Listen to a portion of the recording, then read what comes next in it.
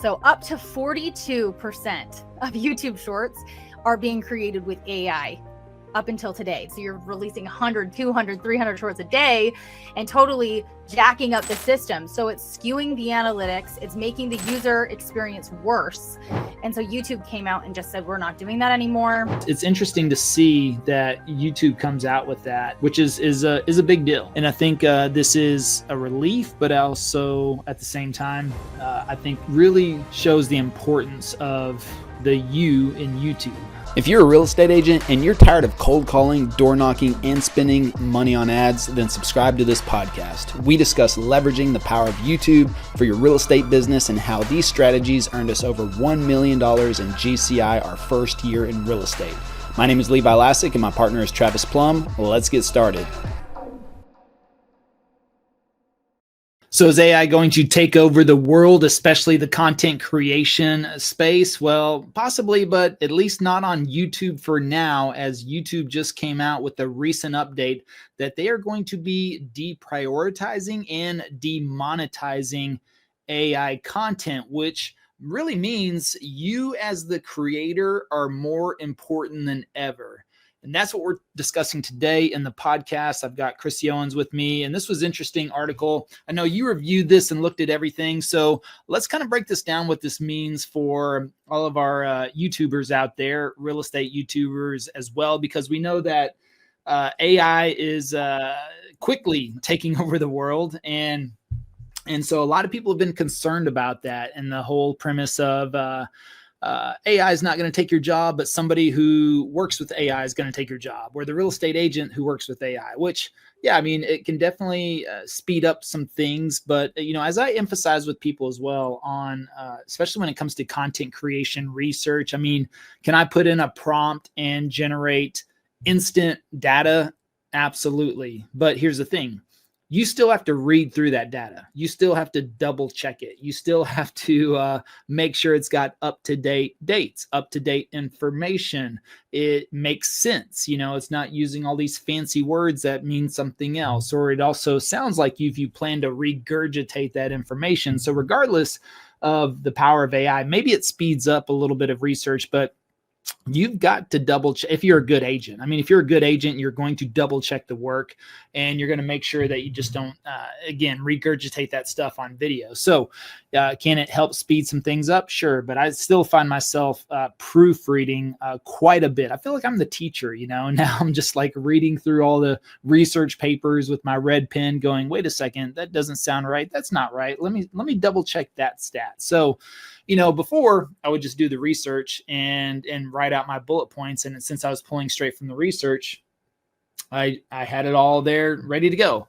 But now, you know, will I get penalized for that? That's the question. So YouTube came out with this article. Chris, if you want to kind of give the highlights of what they said, and then we're going to run through each talking point, how we can prepare for what's to come on that. And then also, you know, moving forward, you know, should you be incorporating AI into your real estate YouTube business? Absolutely. Now, should it take the place of what you're doing? Probably not.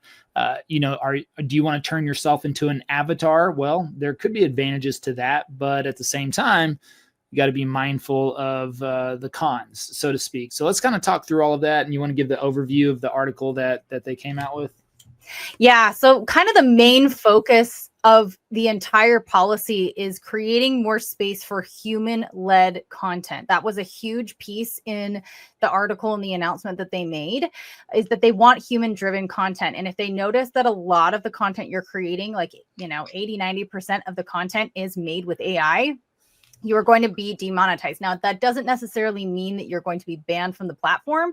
It is going to be available still on YouTube. But what they found, they actually released a stat, I want to say this last week or the week before that, that in the prior month, YouTube has overtaken TikTok on shorts views.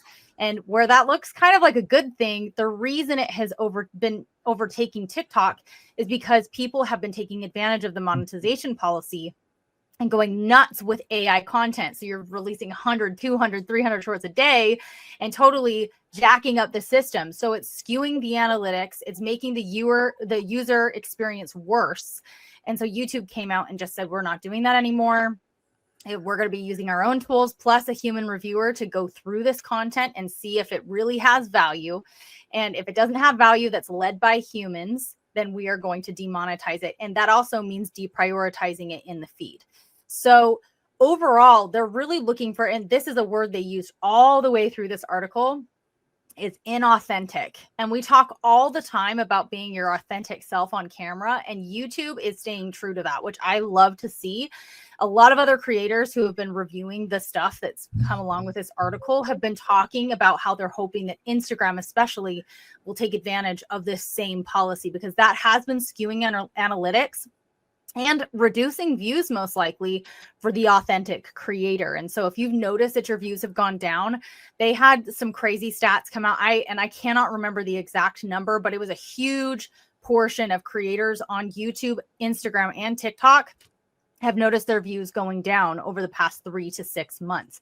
And this is probably the culprit, is because people are hogging the feed with AI content, and most of it's not useful. So they said anything that is poor or low quality, low value content that's not driven by a human is going to be deprioritized. And so they, let me pull up some of my notes from this because I want to make sure that I get through all this stuff, but it has to add value.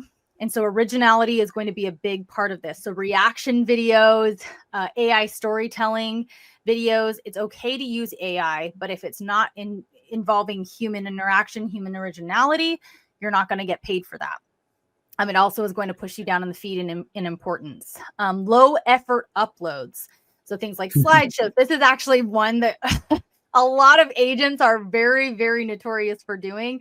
So this is a big one. Content like slideshows, recycled content, minimal editing, which I thought was very interesting, and lacks original insight. That's going to be a huge deal. So if you're one of those people who is not really editing with any strategy behind it, and you're just throwing a bunch of slideshow images, I've seen this so many times on different editor channels, you're probably going to see a huge reduction in the 5 views that you're getting from that video anyway. So you need to make sure that you're editing with strategy, with intention, because they're looking at editing quality and editing value on top of the actual value in the video, which I thought was very interesting. Let's see what else they said. Creators, now they did say that creators can appeal demonetization decisions. Probably going to be very similar to the way that we appeal decisions about copyright claims.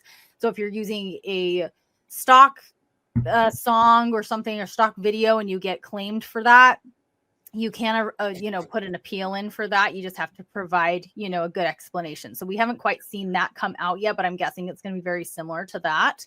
But generally speaking, the ones that are using, and now this is said, creators who are likely unaffected, if you're using AI as a tool to enhance content, that's kind of their big litmus test. If it's enhancing it, making it more valuable for the end user, because again, YouTube is all about user interface, user experience, user psychology. That's what's driven YouTube from its very foundings, and they're sticking to that, which I really appreciate.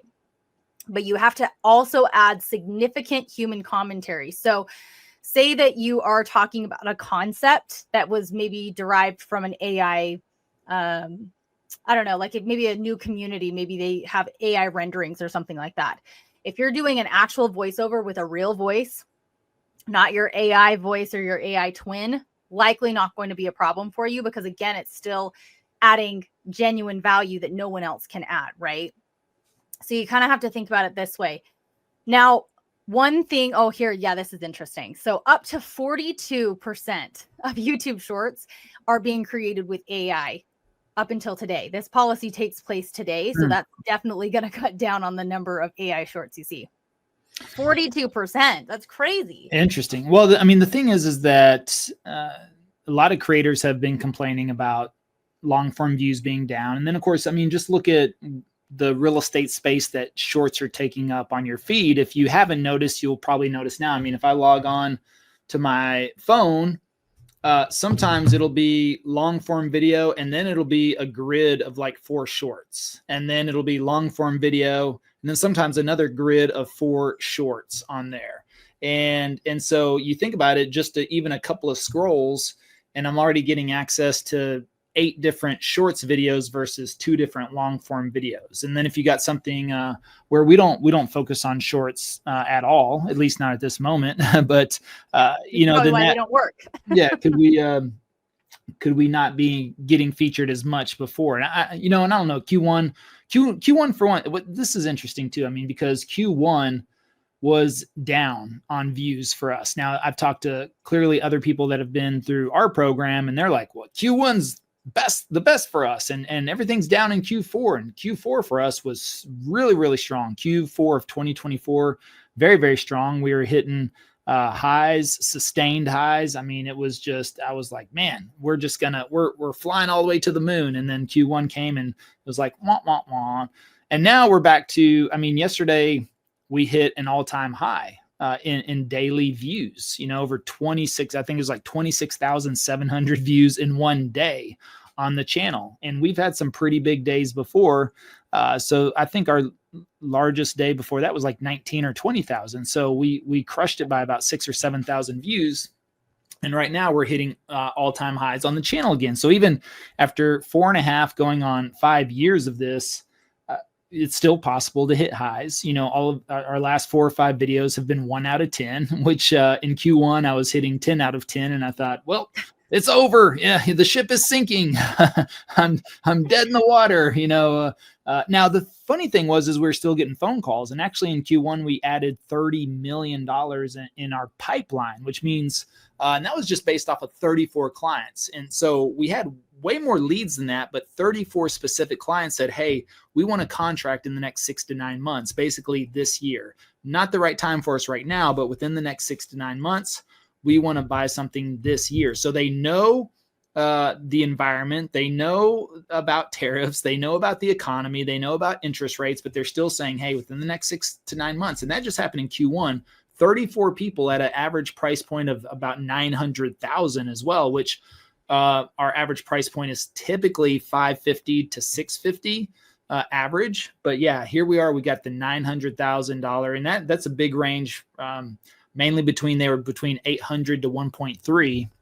But 34 people specifically that were like, hey, basically we put them on the hot list, right? So even though views were significantly down for us in Q1, we still added 30 million to the pipeline that could possibly close this year. Actually, we've already closed on several of those deals that they have called out. A lot of them are waiting on homes to sell, even in other states. So we know the challenges that sellers are facing right now. But again, going back to that, you stick with it. That's moral of the story, is to stay consistent. If you see a dip in views, it could be the season of your market. It could be the season of your channel. I mean, Q1 for us has always been down. I haven't cracked that code yet. I'm working on it. So I thought this year was going to be the year, like we were just going to keep going up, but I don't know. Maybe it's a Dallas YouTube thing, maybe not. But the thing is that, first of all, stay consistent. And that's the one thing that I did, is I was like, look, I'm not going to let this, well, it did discourage me for a little bit, but I was like, again, I get discouraged, and then I'm like, okay, back to work. And I stayed consistent on the content. I shifted content a little bit. That could be a whole nother episode as well. Shifted content drastically, actually. And, got back to basics, so to speak. And then also, looked at what was really working well out there and just said, okay, let's jump back to that. Let's move to a little bit more broad topics and also to draw some people back in. And so, you can just make those adjustments if you feel like you're struggling on your channel right now. But overall, if I log on as well, there's a whole line of shorts. I'll have maybe a top row or two sometimes on my computer of YouTube videos or long form, and then it'll be a whole row of shorts, and then maybe 2 more lines of long form, a whole row of shorts. So they are and have been giving some priority to shorts. And if you're not creating shorts, which again, we don't recommend that, at least until you're generating the amount of business you want to generate from your long form, then I wouldn't do that. But so if you're, you could be getting pushed back. And I think that's what a lot of people were concerned about as well. But, the fact that 40% of them are AI driven, that's pretty amazing. Didn't know that, but I have been fascinated. I think I've sent you a couple of those videos where I'm watching them, and, it's like somebody petting their dog, and then their dog bites their whole head off and their head explodes into like, like a cake. And then, and then something comes out of the cake and eats the dog. And I'm literally, I was watching that the other day, like the drive through wildlife parks, the cow had its head in the window and the lady was like, oh my God, freaked out. And I was like, oh, I thought the cow was going to lick or, do something funny, like they do, or spit or something. And then it bites her head off and her head explodes into this, giant cake. And I was like, wow, I literally thought I was watching a real video for the first 20 seconds of that. And that's how good they're getting right now. But yeah, that YouTube's going to be able to detect all that. And here's the other question too. If you were to go down that route and create your own AI avatar, and did you say that, I heard you say that if it's your AI avatar and it's on screen, that's okay, or it depends on how original the content is. It still comes down to the content. It will be detecting a lot of AI tools though. So it is people who are using that exclusively as instead of their own face will likely face some issues with that. So if I clone myself and my avatar makes the whole video, that's a 50-50? That's probably, yeah. And that's another thing that they did mention is they are going to have kind of a hybrid model where if it is all AI, but it is contributing value, it won't be completely deprioritized. It'll kind of be given, almost sounded like a point system, where they'll kind of have like a partial score versus like completely demonetized, deprioritized. So it'll be interesting to see how that works. It really comes down to making sure there's actual value. It's like what you were saying with getting your head bit off. That's like total clickbait for people. And for some people, it's hilarious. And some people, they're like, oh, wow, that just ruined my day. So I think they're really just trying to get back to adding value. What about, so that means, and that also means like people that clip all the famous people, and they make those montage videos of motivation. Those are prioritized and demonetized, probably. And then what about the people they're actually just voiceovers? And it's that's all okay. B-roll. Yeah, they said that's okay as long, again, it's not just, a fake. Deep fake is going to be really cracked down on. So if you're trying to use Jennifer Aniston's voice for your voiceover, that's going to hurt you. But if you're voicing over a video, faceless channels are going to face more scrutiny, though. They did say that. So if that's not what you're doing 100% of the time, I'm thinking about, because I'm thinking about this one channel. This guy's just like a traveler, and his channel is called World According to Briggs. And every video gets like 500,000 to 1 million views, but it's all voiceover and B-roll. And he's usually making videos like, the 10 reasons Dallas sucks, but then he does the 10 reasons Colorado sucks, or don't. So he does like a lot of real estate related content, but then he also, travels to other countries and, don't do this in Mexico or something is like very, like 1 million views. So he averages hundreds of thousands, but if you watch that, it's all voiceover. But as far as I know, that is him. Just, he wrote a script, or maybe now it's AI generated script, but, he reads that off and they do a ton of videos. So I wonder if someone like that, I guess they can, that could be 50-50 whether or not. Yeah, that's kind of what they said in there. They also said original storytelling is going to make a huge impact on whether you're demonetized or not. So storytelling is a huge piece of the puzzle and something that was a recurring term all the way through this article. So that was really interesting. Again, it's like everything that we always tell you is finding these original storytelling type of, scenarios for your videos. If you're doing that, you're probably going to avoid most of the issues with this policy, and you'll actually probably see an increase in your views again. That's what I'm projecting. Well, yeah, it goes in today's, at least as this recording, it goes in effect today. Yeah. And already we're hitting all-time highs, right? Yeah, I know, exactly. That's what it was. It was the AI keeping us down. I know. Well, that's what I actually kind of think. I do think that there have been major impacts to people's ability to get out there just because we've been just flooded with AI content. And that's another thing is that they were also mentioning, especially with the deep fake, there's laws going into effect about deep fake in general, just because, a lot of people use it for inappropriate types of content. And I think that's another thing that kind of influenced this policy, is because there was a lot of that going on where people were impersonating or spreading, false information about celebrities or, influencers and things like that. I don't know if you've ever seen the ones where it's like, this person died today, and then the actual influencer comes on and is like, I didn't know I died today. That's a lot of the stuff that's been just churning out just for the sake of getting these big views because people are, shocked by the content, total clickbait. So that's the stuff that's probably going to get hit the hardest. But there are, complete business models around creating all this crap content and, doing it in mass. And they really want to crack down on people who are just going strictly for quantity and going for quality on YouTube. And they're making a pretty big statement about that with this, because a lot of these little creators that are making money off of the shorts are going to see significant, I think they said it was something like 72% reduction in income for some of these creators, because that's how much of the content they're creating with AI. Yeah, because they just updated the shorts monetization policy, I believe, where they were going to pay shorts creators a significantly amount higher. And so, you give and then you take away. Yeah, well, you have people who are taking advantage of it, so they're going to make them broke. With this stuff, But yeah, I mean, that I just thought it was very interesting, especially. Oh, this was another thing just to keep in mind as well.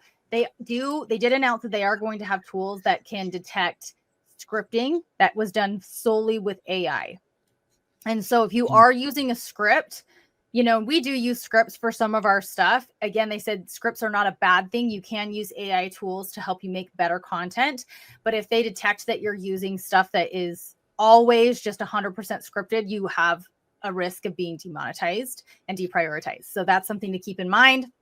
Interject your own stories, interject your own thoughts, and keep it very original, because they're cracking down on that. I wonder if they're scraping AI platforms out there and then trying to match it up and saying, hey, was this script I mean, that's what they'd have to do, right? Probably. I mean, well, I'm sure it's probably very similar to what they use in schools. In schools, they're able to detect when, articles are completely written by AI and people are flunking out because of that, which I have my own thoughts on that whole thing. There was it's funny. I saw a Babylon Bee article that said ChatGPT wins valedictorian at Harvard or something like that. I mean, it could. I mean, at this point, everyone should learn how to use it at least. Well, now Grok 4 came out and they said that it surpasses, it passed 100% PhD level testing. It's crazy. Well, they've had, I think ChatGPT passed the bar exam. So, I mean, it's incredible. But yeah, I'm sure that that's what they're probably using, is something similar to what the schools are using to detect AI. So that's very important. I mean, you can use it for scripting. We are always of the opinion that using a teleprompter long-term is probably not the best option unless you're treating it like a true creator. And kind of, I mean, Levi, you do a really good job of this. When we do scripts for some of our shorter videos, you still kind of stray from the script a little bit. You'll still interject your own stories from time to time. You look away. I can tell you look away from the teleprompter to kind of interject your own thought and go back to it. You use it more as an outline, which I think most people should, because it's very obvious in most cases that you're reading a teleprompter. Even a really good. Well, yeah, it's a skill in itself. So just like AI, I mean, it's not going to solve 100% of your issues. So teleprompter, yes, but that's still a skill if you don't want to look like a robot, if you don't want to look like AI yourself. So today we are discussing, and then your head's going back and forth, your eyes are going back and forth. Yeah, it's a skill in itself. So yeah, we've definitely been using some scripting, some teleprompting. And the reason being is because, back when I started on YouTube, we didn't have AI, right? So I love being that guy now. Back in Num, we didn't have AI when I started, when I was in the jungle fighting the enemy. We didn't have AI, but now we have AI. And yes, scripting is pretty simple to do. And then, and you can ask it to write a compelling hook with a curiosity gap that gets answered later on in this. I mean, it's pretty amazing when it pops out. So it's kind of like, okay, but I still read through that script and, add, delete, take through it. And then it's like, okay. And then let's work on it.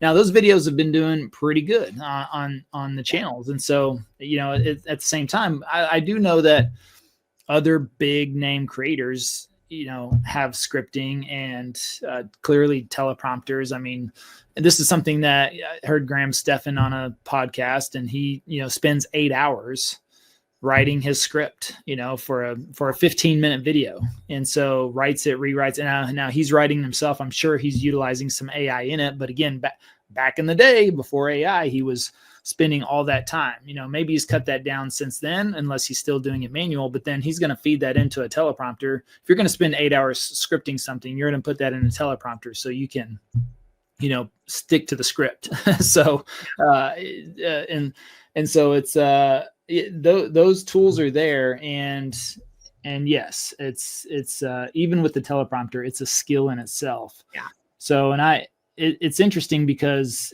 sometimes I still feel like it's cheating a little bit, but then I'm kind of like, well, I don't know. It's you stick pretty concise. I mean, whenever I go off the cuff, I can babble a little bit sometimes, or, I'm not sure, wait a second, did I mention that? Or I might say something twice. So it does keep it very clean, very precise. Yeah. And you can get through that quite a bit. Actually, that's what we're going to be doing at our two-day mastermind event in Dallas.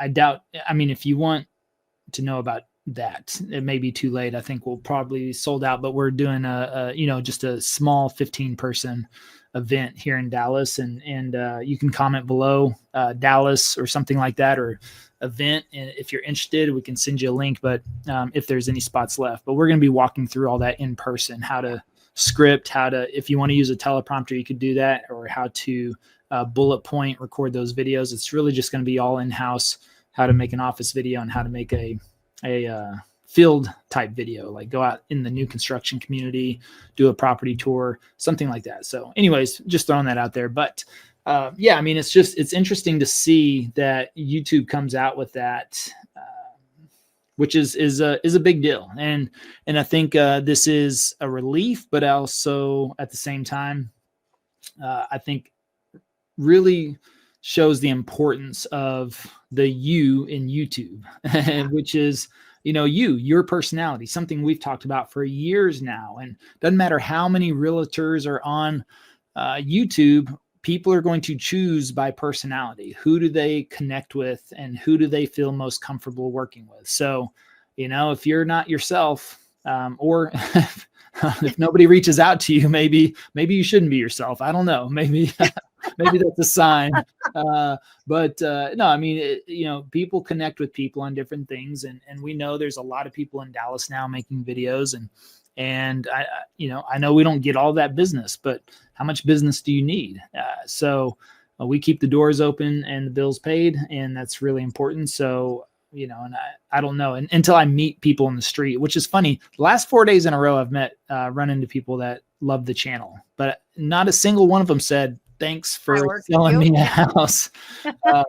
So it's funny. It's funny that that brand recognition is where was that at? So we were in Fields. Actually, a real estate agent stopped me. I was like, I love your videos. Really, man, you make it look so easy. I tried it. I can't do it. I mean, that's literally what she told me. Good. And I was like, oh, yeah, good. All right. Stick to you doing you. But she was super cool, super nice. And I just want to say something on that too, is that I hear people, especially people from stage, always say, oh, by the way, don't subscribe to my channel. If they're speaking, and I've heard a lot of people say this, if you're a real estate agent, don't subscribe to my channel because you're not my ideal audience. And it's like, well, first of all, most of them live out of state. If you're speaking at an event, most of them live out of state. So really, if you're targeting an out of state person, that is your ideal audience. Yeah. It's not like YouTube is sitting there going, oh my goodness, this person's a real estate agent and they subscribe to another real estate agent's YouTube channel. Therefore, we're going to limit their reach amongst all other people that are looking to buy homes. That's not what YouTube says. And actually, we get referrals from people. Yeah. I get approached by just as many agents that say, I love your channel.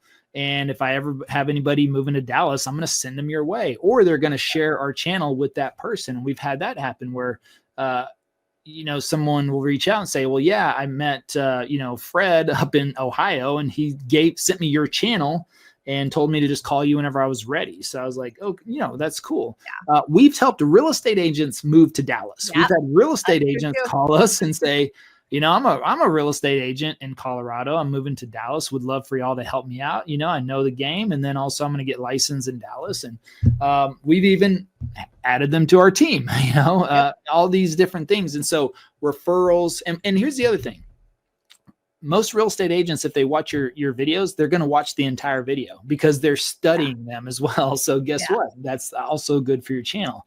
So I don't mind, I don't actively pursue it, but I never tell anybody, don't subscribe to my channel and plus it's not really how the algorithm works these days anyways. I mean, the algorithm is feeding your videos to the person that they feel is best suited to watch that video. And if a real estate agent in Colorado watches my video and watches the whole thing, guess what? They're going to feed them the next one. And again, if they're studying because they're trying to learn on their own, they're going to watch every one of my videos, bell to bell. I mean, we get it on the training calls each week. Someone will say, okay, so I was studying your videos this last week and I noticed you changed this. And it's funny how they bring up, if I change something on a week-to-week basis, the coaching clients will always be like, hey, I noticed you did this differently, because they've been studying all the previous videos and they've also gone through the program. And so they hang on every word you say. So you got to be very careful when you're. I know. I always I heard this great saying the other day. It's like, do as I teach, not as I do. Because it's usually when you're following somebody who's been doing it for a long time, there's a lot of testing and we can fall on our face so that you don't have to. Yeah. Well, just like the whole phone number thing, the phone number on the screen that came up. And for 4.5 years, I've been saying, don't put your phone number on the screen because, the number could change. You don't really own your number. What do you own in this world? Everything's rental, everything's subscription now, and so, and do you really own a phone number? Yeah, I've had that phone number for 10 years. Okay, well, don't pay your bill for 1 month. And guess what? It won't be your number after that. And it'll get thrown in the queue and you'll never get that number back. Or you're married to somebody that you plan to be married to them forever and something happens. You split up. Yeah. You have a business partner. You plan to be in business together forever and something happens and you split up. Yeah, that was where our trauma came from. Yeah. You could be with a partner or spouse, they could die, and if their number or something that you don't have direct access to changes, you can change that in descriptions of videos. You can't change that on screen of videos. That's why I've been against it. But then as I've looked at the TV data, which I've always talked about our TV viewing data, it's always been one of the biggest things I've talked about. And I love how others now like to really, really focus in on TV, and talk about passive prospecting, right? Inadvertently, they talk about this is how many days my channel is prospecting. And then we made the emphasis on TV. Nobody was talking about TV. And that's, for the last 4 years, I've been screaming TV, because if you think about it, what's one of the if not the most powerful form of marketing out there is TV, period. And TV, why? Because, and I'm not talking about the movies, I'm talking about TV, because why? Series, episodes, hours. You watch a 3-hour football game, a 4-hour baseball game. You watch 8 episodes, 9 episodes, 12 episodes. My kids' favorite series are on YouTube. Yeah. Series after series, and then it's season after season after season. Yeah.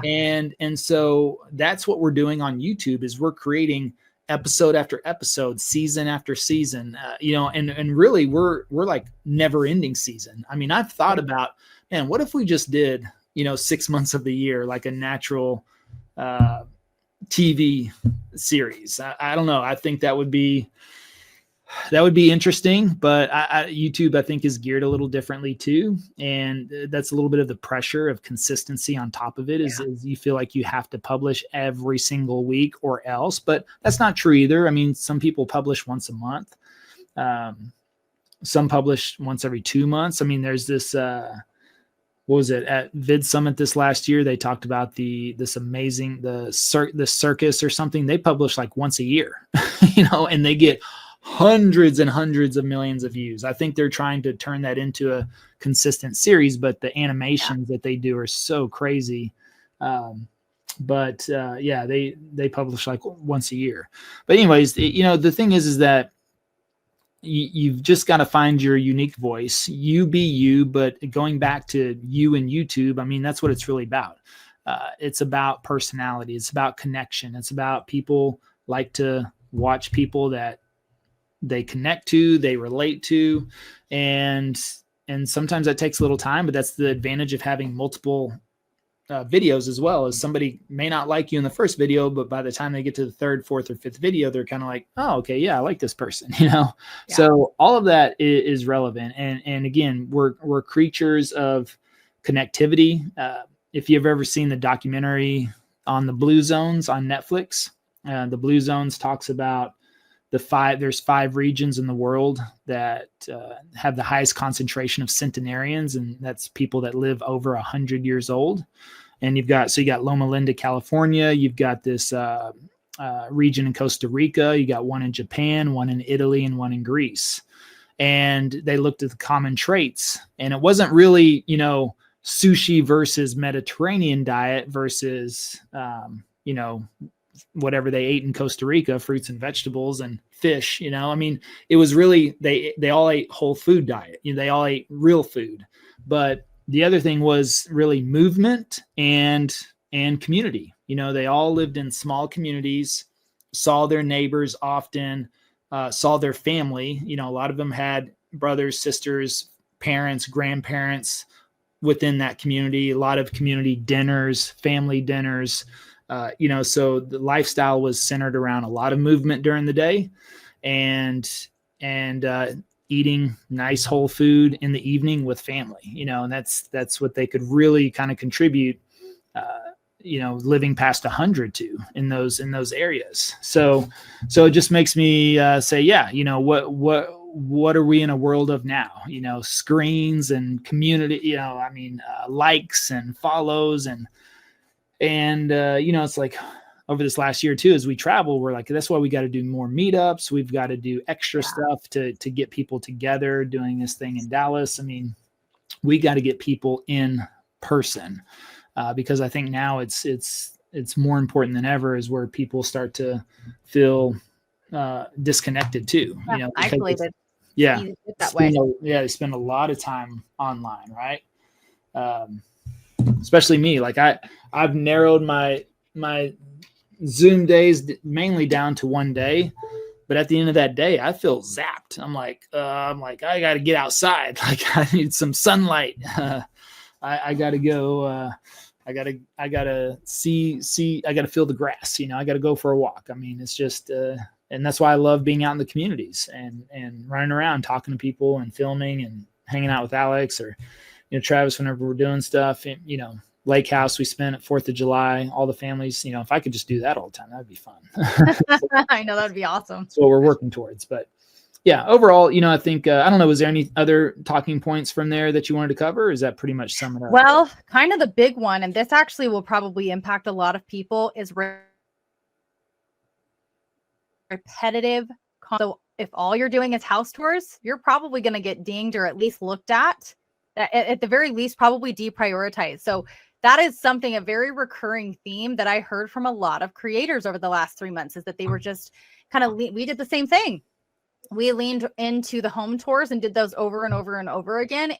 Now YouTube can read the transcript of your video. So if it's seeing the same hooks, the same things over and over again, you're likely going to get looked at least, at the very least, for repetitive content and low value content. And so switching up the types of videos that you're doing is going to help you sidestep that problem, because that alone can really catch a lot of realtors.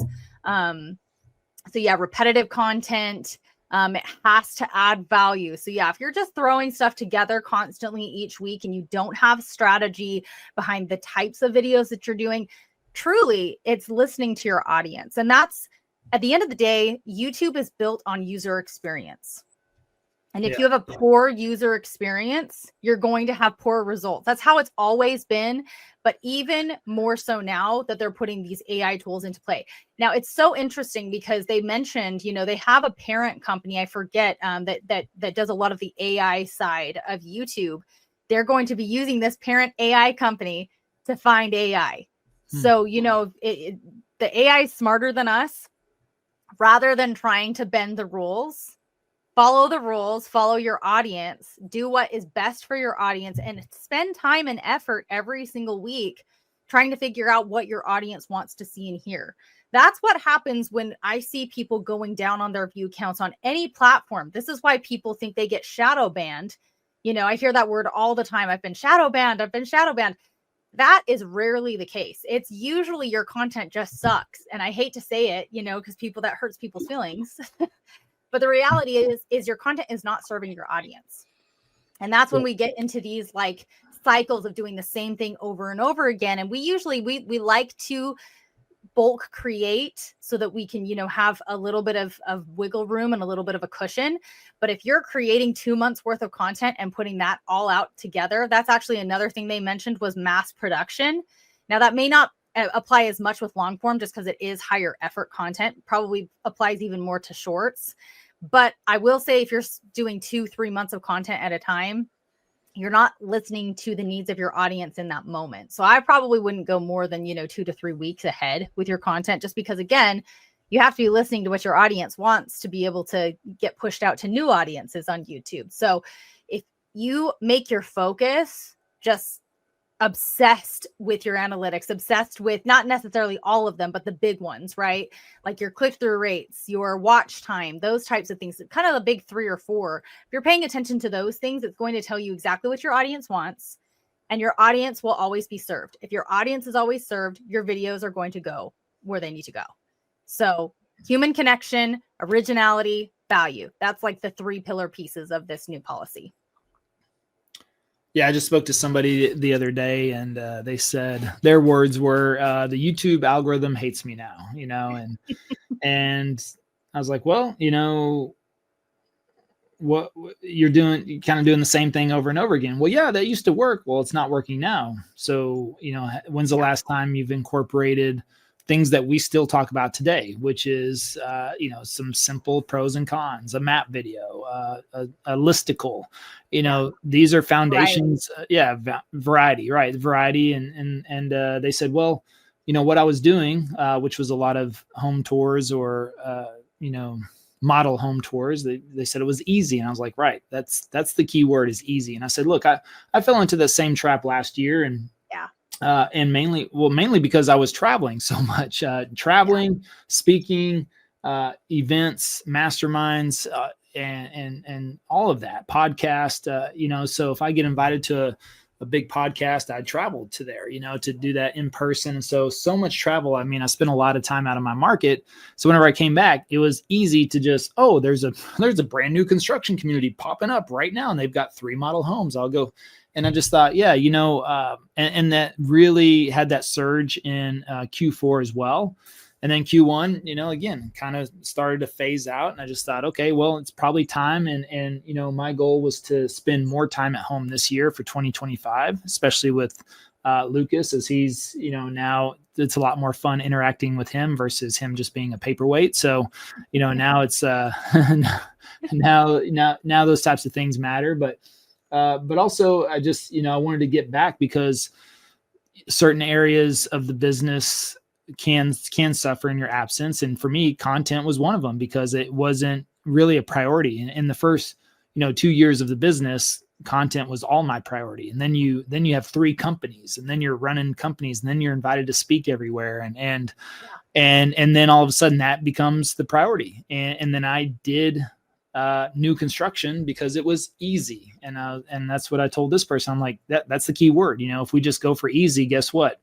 That's going to get reflected back in views and engagement and things like that. And so, money goes where the energy flows, and you have to have your focus on the right things. And, and I told you that I was like, I'm going to get this back in shape, basically I'm going to get this back in shape, and I'm going to change up and again, work in some of those, informational style videos and things like that. And sure enough, now we're hitting all-time highs.